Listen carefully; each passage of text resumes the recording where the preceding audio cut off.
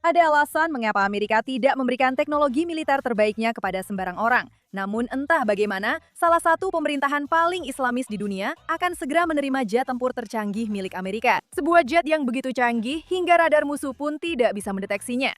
Turki telah bertahun-tahun bertindak seperti sekutu Amerika yang normal dan dapat diandalkan. Tetapi di balik sikap itu, Turki telah mempersenjatai dan menampung kelompok-kelompok yang ingin menghancurkan Israel, mendekatkan diri dengan Rusia, dan membangun dirinya menjadi sponsor paling kuat bagi Islam politik garis keras dimanapun di dunia. Minggu ini, sikap itu mungkin akan membuahkan hasil sebesar mungkin. Selamat datang di acara Mirakeshi di Gen Z TV. Berikut seluruh ceritanya dari awal mula. F-35 adalah jet tempur paling canggih milik Amerika. Kekuatan supernya disebut siluman. Jet ini dirancang agar radar musuh sangat sulit mendeteksinya di langit. Itulah tujuan utama dari jet ini. Jika kemampuan silumannya dihilangkan, maka itu hanyalah pesawat biasa yang sangat mahal.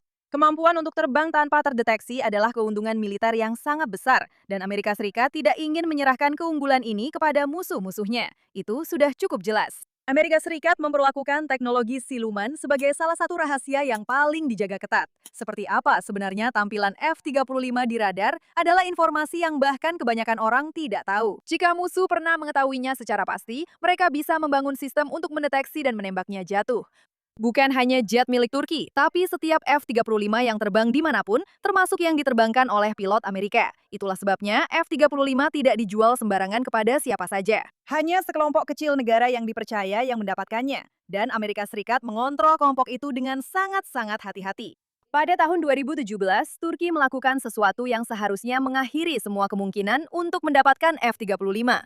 Turki membawa sistem pertahanan udara buatan Rusia yang disebut S-400.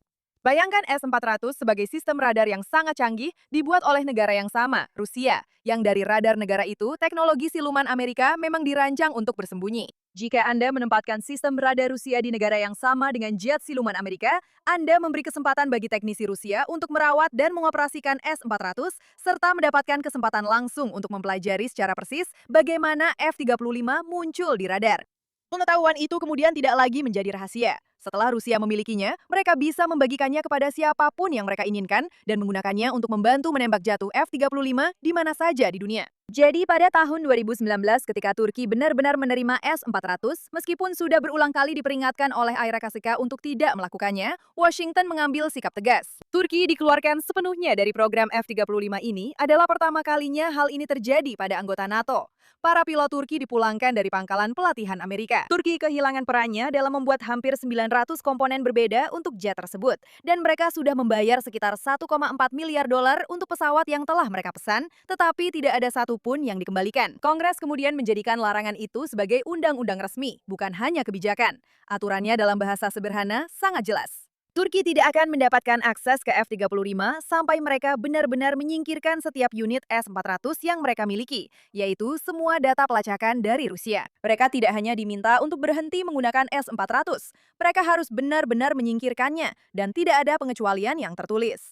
Tidak ada klausul tersembunyi yang memungkinkan seorang presiden untuk begitu saja mengabaikan aturan ini, dan itu penting. Ngomong-ngomong, meskipun sudah sangat-sangat jelas, hal ini sama sekali tidak mengubah keputusan Turki untuk terus menjalin hubungan dekat dengan Rusia. Turki masih memiliki semua S-400 yang pernah mereka beli. Beberapa misil, hingga 200 diantaranya, kabarnya masih berada di dalam kontainer pengiriman aslinya, belum pernah dikeluarkan dari kotaknya. Turki belum menyingkirkan apapun yang sebenarnya akan sangat efektif jika mereka benar-benar ingin menjadi bagian dari F-35 dengan legitimasi penuh.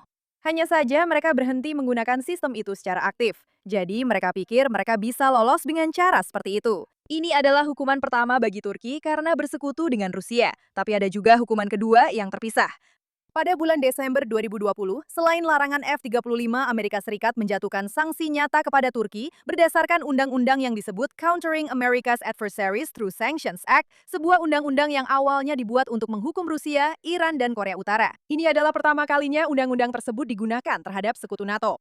Sanksi tersebut menargetkan Kepresidenan Industri Pertahanan Turki, yaitu lembaga pemerintah yang mengelola pembelian dan pembuatan senjata negara itu, beserta pejabat tertingginya secara pribadi. AS melarang pemberian izin ekspor kepada lembaga tersebut, membekukan aset resminya di AS Seket, dan melarang mereka mendapatkan visa AS Seket.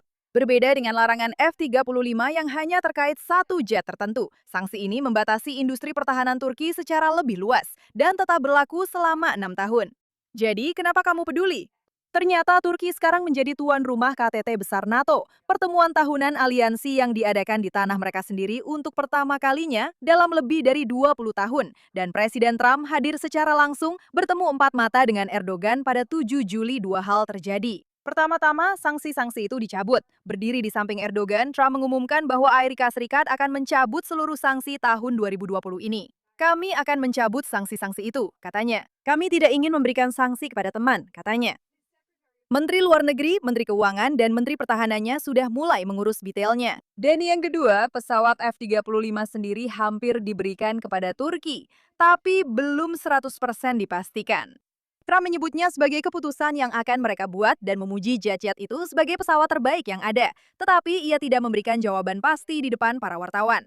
Namun, Erdogan mengatakan kepada wartawan bahwa dia sudah dijanjikan 5 jet F-35 yang mungkin berarti jawabannya sebenarnya adalah ya, dan pengumuman resminya saja yang belum disampaikan. Atau dia berbohong, yang juga tidak akan mengejutkan kita.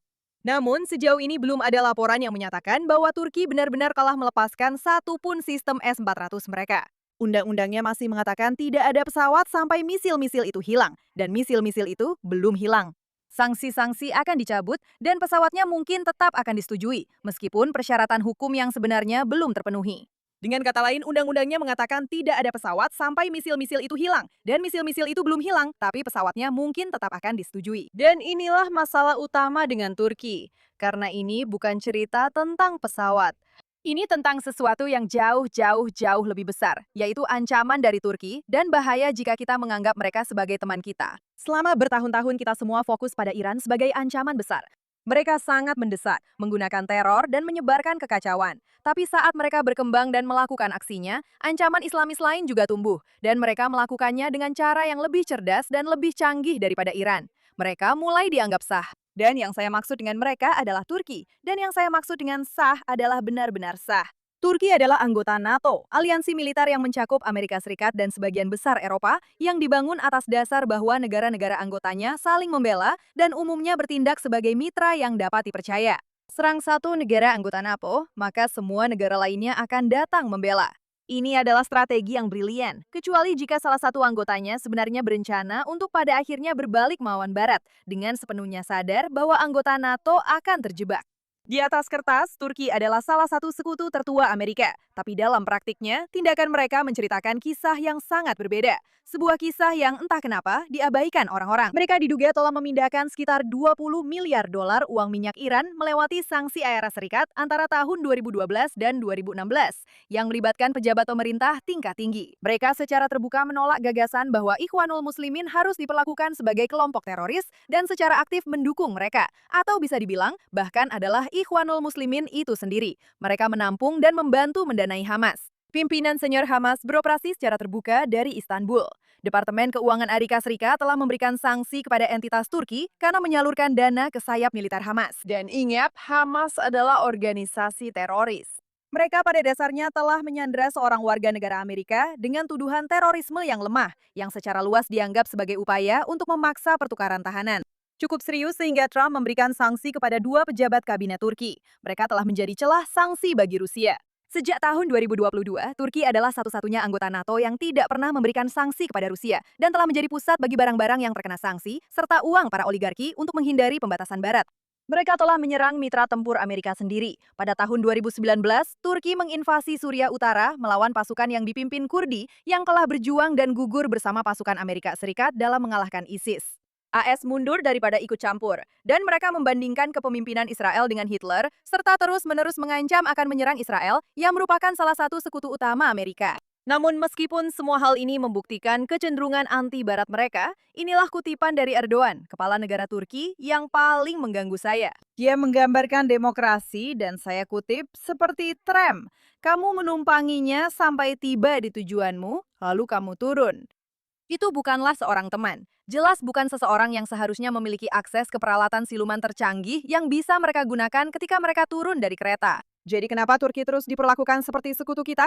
Presiden Turki Erdogan tidak muncul begitu saja. Dia membangun karir politiknya di dalam sebuah gerakan di Turki yang secara langsung meniru Ikhwanul Muslimin, sebuah gerakan internasional yang sudah ada selama puluhan tahun dan meyakini bahwa Islam seharusnya menjadi prinsip utama dalam pemerintahan, bukan sekedar agama pribadi. Ingat, Islam bukanlah sebuah agama. Islam memiliki agama. Turki tidak memiliki cabang resmi Ikhwanul Muslimin karena memang tidak membutuhkannya. Partai politik Erdogan sendiri tumbuh langsung dari ide-ide gerakan yang sama, hanya berganti label. Dan begitu Erdogan menjadi pemimpin Turki, dia tidak hanya diam-diam setuju dengan Ikhwanul Muslimin.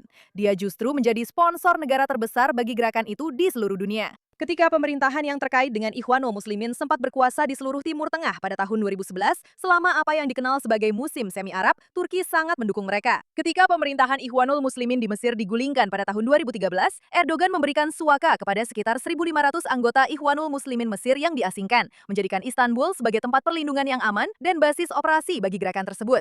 Tokoh-tokoh yang terkait dengan Ikhwanul Muslimin dari Suriah juga pindah ke sana. Begitu pula dengan para pemimpin senior Hamas, karena pada dasarnya Hamas adalah cabang Palestina dari pemerintahan Ikhwanul Muslimin yang sama. Hamas di Gaza, jaringan Ikhwanul Muslimin di Libya, eksperimen pemerintahan Islam di Suriah. Semuanya adalah proyek yang sama, dijalankan dari ibu kota yang sama untuk alasan yang sama. Ini bukanlah berita terpisah yang saling berkaitan. Turki telah menghabiskan hampir 2 dekade mencoba menjadi sponsor global utama, bahkan bisa dibilang pemimpin. Islam politik, bukan Islam teroris. Beberapa orang yang mengikuti hal ini secara dekat menggambarkan Erdogan seolah-olah sedang berusaha memposisikan dirinya sebagai khalifah modern, gelar bersejarah untuk pemimpin agama dan politik tertinggi di dunia muslim. Peran yang perlu saya ingatkan, pernah dipegang Turki selama berabad-abad di bawah Kekaisaran Ottoman, sebelum akhirnya dihapuskan pada tahun 1920-an, dan para Islamis ini tidak mudah lupa.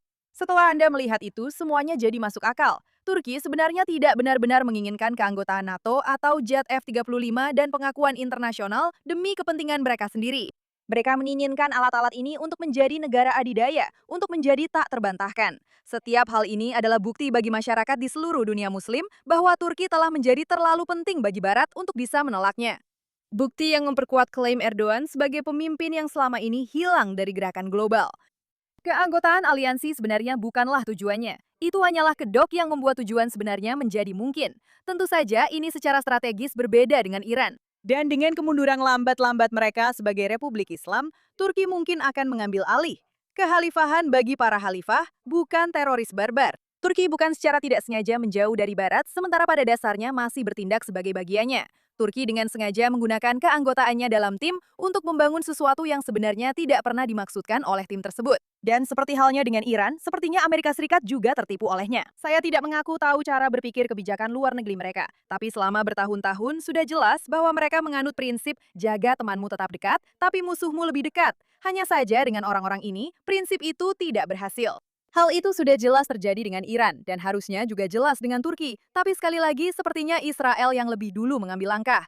Dengan kabar kemungkinan F-35 akan dijual ke Turki, Netanyahu langsung menegaskan bahwa dia menolak. Israel sudah belajar dari pengalaman. Jangan berusaha menyenangkan orang-orang yang membencimu. Jangan berikan mereka amunisi sama sekali. Kekhawatiran Israel tentang kesepakatan ini bukan karena persaingan dengan Turki. Ini tentang kenyataan bahwa mereka benar-benar memahami ancamannya. Kabar baiknya adalah Amerika Serikat secara hukum berkomitmen untuk memastikan Israel selalu memiliki keunggulan militer yang jelas dibandingkan negara lain di kawasan. Sebuah janji yang dikenal sebagai keunggulan militer kualitatif Israel. Ini adalah hukum yang sudah melekat dalam cara Amerika seharusnya menangani setiap penjualan senjata di sekitar Israel dan memberikan jet siluman tercanggih di kawasan itu kepada negara yang menjadi tuan rumah kepemimpinan Hamas, serta presidennya berbicara tentang Israel seperti yang dilakukan Erdogan, bukanlah risiko kecil terhadap janji tersebut. Bisa dibilang, inilah skenario persis yang ingin dicegah oleh janji tersebut. Dan itulah sebabnya, bersamaan dengan pembicaraan tentang penjualan ke Turki, juga ada pembicaraan untuk memberikan Israel akses awal ke pengganti F-35 di masa depan, yaitu F-47, hanya untuk menjaga keunggulan teknologi Israel tetap utuh. Agar jelas jika Turki mendapatkan F-35, Israel masih akan mampu mengatasinya. Namun tetap saja, Perdana Menteri Israel Benjamin Netanyahu secara terbuka dan agresif melobi agar kesepakatan ini dibatalkan. Ia menggambarkan pemerintah Turki sebagai pemerintahan yang dipengaruhi oleh Ikhwanul Muslimin. Dan di Siprus yang diduduki oleh Putin, yang merupakan bagian dari Yunani. Dan kata-kata Erdogan sendiri dijadikan alasan bahwa Turki tidak bisa dipercaya untuk memegang teknologi ini. Atau sebenarnya, dengan apapun juga. Kita sedang menyaksikan versi publik dari sesuatu yang telah lama diamati dan dikhawatirkan oleh Israel. Bahkan lebih lama dan lebih saksama daripada hampir siapapun yang lain di ruangan ini. Jadi, dengan Trump yang rapat ke Erdogan, adakah sesuatu yang bisa dilakukan untuk menghentikan ini? Kongres memang punya satu alat nyapa di sini. Mereka bisa memilih untuk secara resmi menolak penjualan tersebut, tetapi pemungutan suara itu harus lolos di DPR, lalu di Senat, dan kemudian harus bertahan dari veto presiden yang membutuhkan mayoritas 2/3 di kedua kamar untuk membatalkannya. Dan itu adalah syarat yang sangat sulit untuk dipenuhi. Dan Trump sebelumnya telah berhasil menggunakan strategi yang persis sama, memaksakan penjualan senjata ke Arab Saudi dan UEA pada masa jabatan pertamanya, meskipun ada keberatan dari Kongres. Namun bahkan jika itu tidak terjadi, ada satu kabar baik, dan itu soal waktu, meskipun bukan soal hukum. Jika ini disetujui minggu ini, jet-jet sebenarnya tidak akan segera datang. Turki akan masuk ke urutan belakang dalam jalur produksi. Pembeli terbaru harus menunggu 4 hingga 5 tahun antara penandatanganan kesepakatan dan menerima pesawat pertama mereka. Jadi secara realistis, tidak akan ada F-35 yang terbang di langit Turki sebelum tahun 2030. Jeda waktu itu adalah hal yang baik. Sudah saatnya Kongres terus melawan hal ini, dan saatnya untuk mengajukan gugatan hukum atas apapun trik rudal atau senjata yang digunakan. Dan saatnya bagi Israel untuk memastikan bahwa apapun yang terjadi, mereka sudah satu generasi lebih maju dalam pengembangan jet berikutnya sebelum Turki mendapatkan jet yang satu ini. Kamu tahu, Israel mungkin bisa mengembangkan teknologi untuk mengidentifikasi jet-jet ini. Tapi itu bukan masalah utamanya di sini. Israel sepanjang keberadaannya terus berjuang secara eksistensial hanya untuk bertahan hidup. Tapi jika kamu melihat lebih luas, perjuangan itu adalah gambaran kecil dari sesuatu yang lebih besar. Sebuah pratinjau tentang apa yang sedang dihadapi seluruh Barat sekarang, entah mereka menyadarinya atau tidak.